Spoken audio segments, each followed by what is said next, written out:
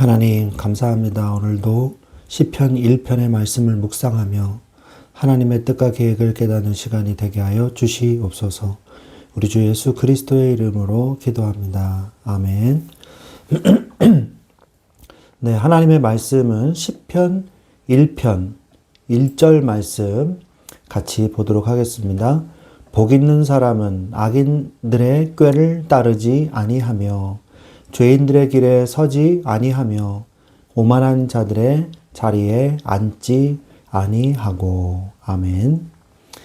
네, 오늘 하나님의 말씀은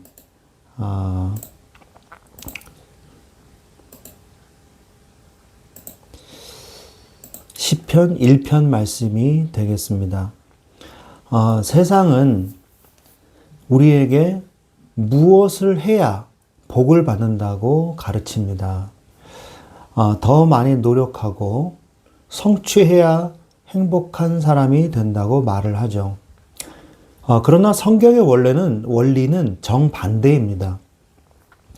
복 있는 사람이기 때문에 율법을 즐거워하고 열매를 맺는 것이죠.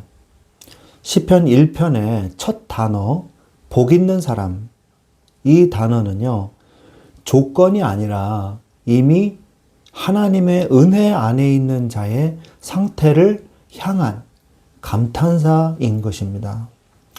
오늘 말씀을 통해서 행위 이전에 존재가 변화된 참된 복 있는 사람의 삶을 깨닫고 억지가 아닌 기쁨으로 말씀에 순종하는 그런 성도가 되는 비밀을 얻고 가시기를 바랍니다. 시편 1편의 전체 내용을 좀 살펴보면요. 복 있는 사람은 먼저 세 가지를 적극적으로 피하는 자입니다. 그는 악인의 생각을 따라가지 않고 그리고 죄인의 행동 양식을 본받지 않으며 그리고 하나님을 조롱하는 자들과 한자리에 어울리지 않습니다. 이처럼 악으로부터 이 점진적인 분리 후에 그는 적극적으로 여호와의 율법을 즐거워하며 그것을 밤낮으로 깊이 생각하고 되새기게 됩니다. 이는 단순한 의무가 아닌 기쁨에서 우러나오는 능동적인 경건의 모습이죠. 율법을 묵상하는 의인은요, 마치 시냇가에 뿌리를 내린 나무와 같습니다. 그는 생명의 근원으로부터 꾸준히 영양분을 공급받아서 정해진 때에 따라 아름다운 열매를 맺습니다. 또한 그의 잎사귀는 가뭄에도 마르지 않는 것처럼 역경 속에서도 생명력과 활기를 잃지 않습니다. 결과적으로 역경 속에서도 생명력과 활기를 잃지 않는 거죠. 그래서 그가 하는 모든 일, 즉 그의 삶 전체가 하나님의 목적 안에서 궁극적인 성공과 번영을 이루는 것입니다. 의인과 달리 악인은 어떻습니까? 악인은 뿌리 없이 가볍고 무가치한 겨의 비유가 됩니다. 겨는 바람이 불면 힘없이 흩어져 사라질 뿐이죠.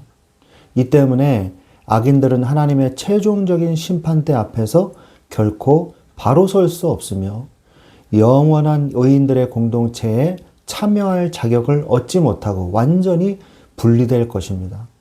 결국 그들의 삶은 아무것도 남지 않는 허무한 것으로 드러나게 되는 것이죠.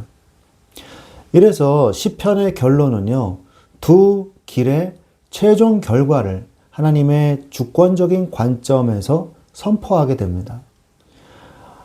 의인들의 길은 여호와께서 친히 아시고 돌보시며 목적지까지 인도하십니다. 여기서 인정한다는 것은 단순한 지식이 아닌 사랑과 보호의 관계를 의미하는 것이죠. 반면에 악인들의 길은 하나님의 보호 밖에 있으므로 그 끝은 필연적으로 멸망과 파멸에 이르게 되는 것입니다. 구체적으로 말씀을 좀 더 깊이 살펴보면요. 복 있는 사람이란 그럼 도대체 누굽니까? 그 복 있는 사람의 정의를 보면요. 첫 번째로 율법을 즐거워할 수 있는 사람이에요. 복 있는 사람의 가장 큰 특징은 마음의 이 경향성이 바뀌었다는 것입니다. 억지로 의무감 때문에 말씀을 보는 것이 아니라 영혼의 깊은 곳에서 하나님의 말씀을 즐거워하는 자인 것이죠.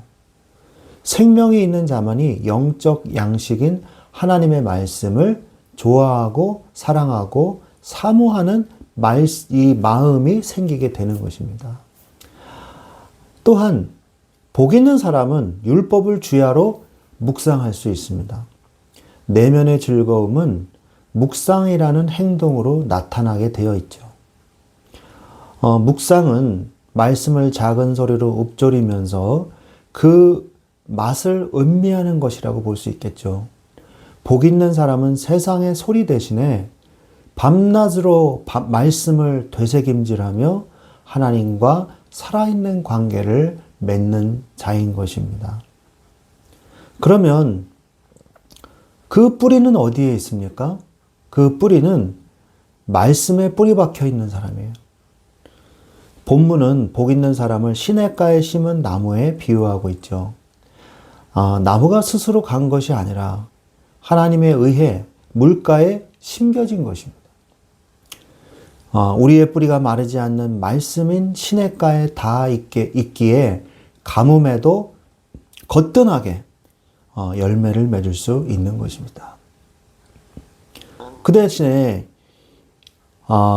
열매가 맺어지지 않는 자는요, 아무리 나무가 커도요, 결국 시냇가에 심은 나무가 아니기에 말라버릴 수밖에 없는 것이에요. 필연적인 것이거든요. 그런데 시냇가에 심은 나무는요, 열매가 맺어질 수밖에 없습니다. 억지로 열매를 맺으려고 발버둥 치는 인생이 아니에요, 우리는. 나무가 열매를 맺으려고 애쓰는 것이 아니라 좋은 땅에 심겨져서 수분을 공급받으면 자연스럽게 결실을 하는 거예요. 형통함은 노력의 산물이라기보다는 나무의 노력의 산물이 아니라 하나님께 붙어 있음에 대한 결과인 것이죠. 그렇다면 악인은 어떻습니까? 악인은 그렇지 않으며 라고 분명하게 말씀하고 계시죠.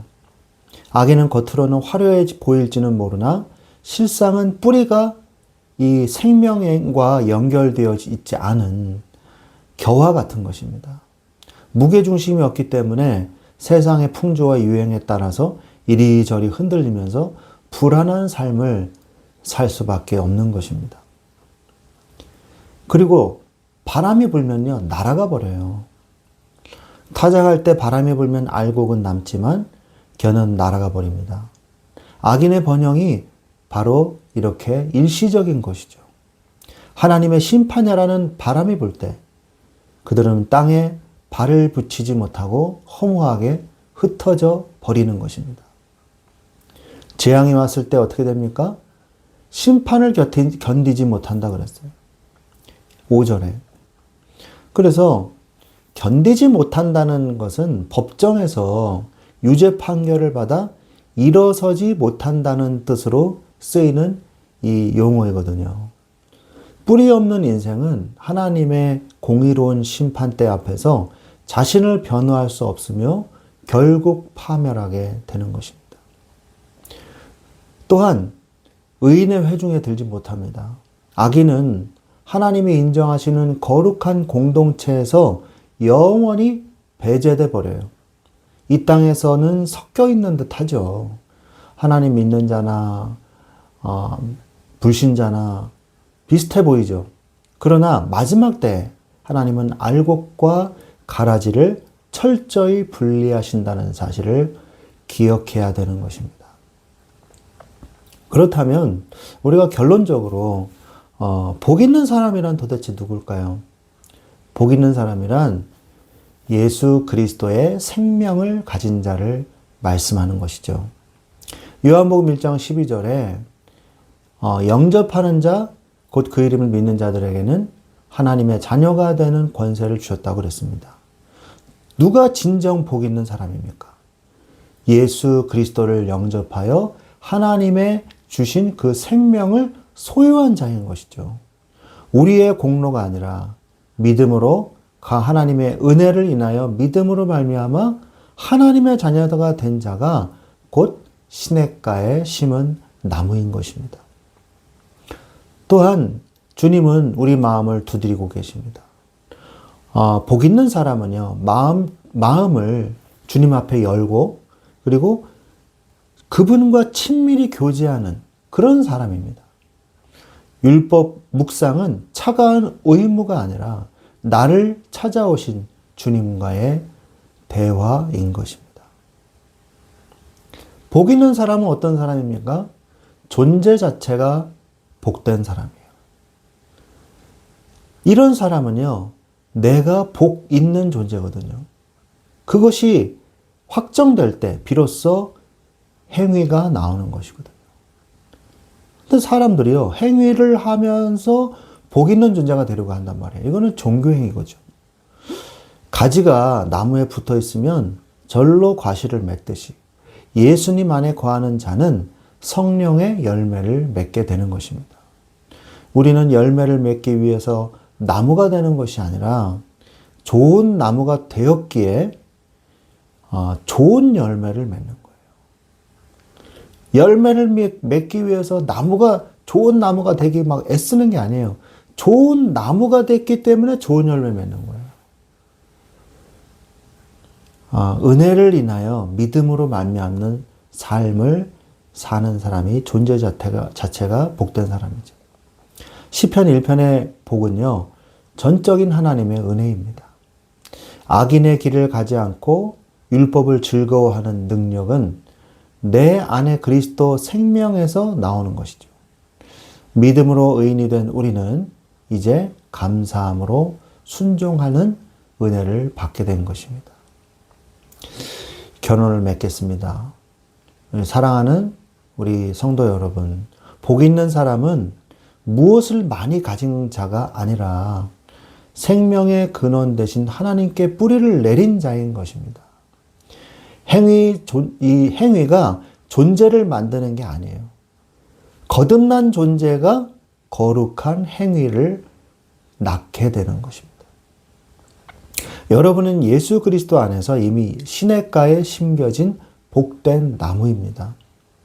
세상 풍조에 흔들리는 겨와 같은 삶이 아니라 오직 주의 말씀을 즐거워하고 묵상함으로 풍성한 열매를 맺는 저와 여러분이 되시기를 주 예수 그리스도의 이름으로 축원드립니다. 아멘.